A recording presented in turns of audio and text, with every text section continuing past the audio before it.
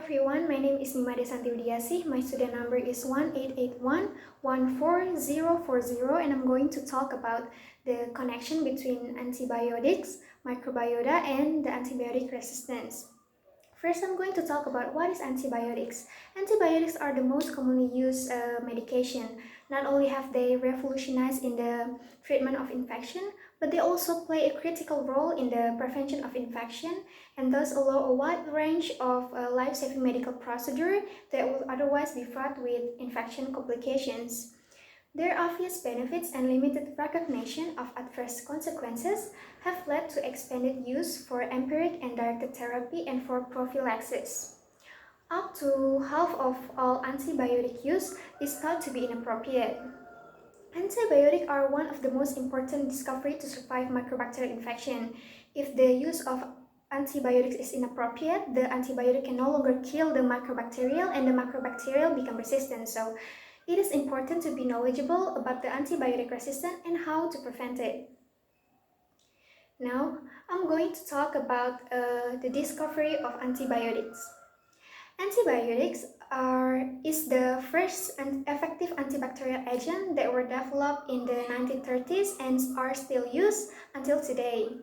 This drug only killed a limited number of bacterial species and had no effect on many important disease-causing microbes. The use of penicillin and other antibiotics revolutionized the practice in medicine because these drugs were able to stop many otherwise deadly pathogens in their tracks. The first antibiotic that were discovered was penicillin that Alexander Fleming discovered to kill microorganisms. Fleming made this some crude extract of the material from the fungus and found that this material killed many types of important pathogens bacteria. He also found that he could inject this crude penicillin extract into rabbit and the rabbit weren't harmed. The value of using penicillin during and after orthopedic surgeries was very highly appreciated during World War II when treating casualties from the war. The success of penicillin was followed by the development of a variety of new antibiotics like cephalosporin, quinolones, and etc. that have been extensively used in prevent and treat the infection. And now we move to how antibiotics work on microbiota. When antibiotic given excessively and carelessly, it can affect the microbiota. Antibiotic can result in microbial dysbiosis and the disruption of gut microbiota in neonates and adults, contribute to numerous diseases including diabetes, obesity, inflammatory bowel disease, and etc. And antibiotics have potent effect on the intestinal microbiome, which is making recovery of microbiome take months to years. This profound effect of antibiotic raises concern of the current pattern of antibiotic overuse may lead to eradication of critical symbiotic species before their role is even recognized.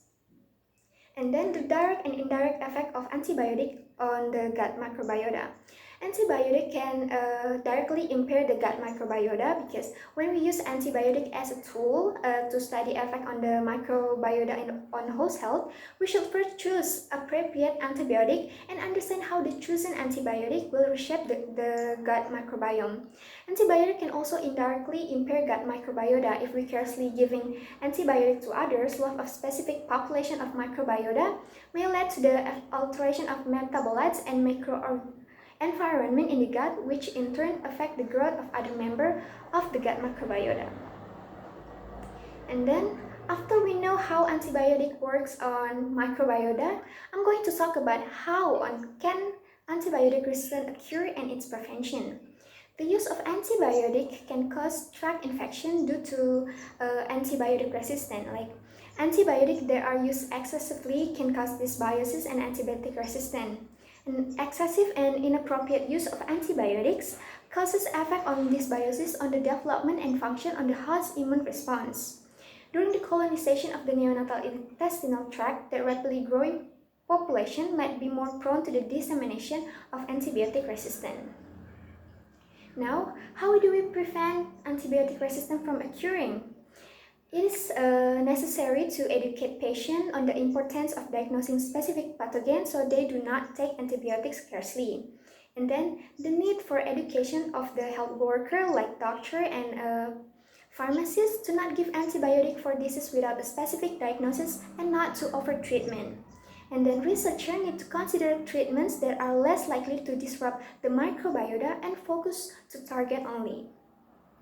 In conclusion, the careless and excessive use of antibiotics should not be done. It must be in accordance with a specific diagnosis so that it doesn't cause a microbacterial growth to become stronger and the antibiotic resistance doesn't occur. Thank you.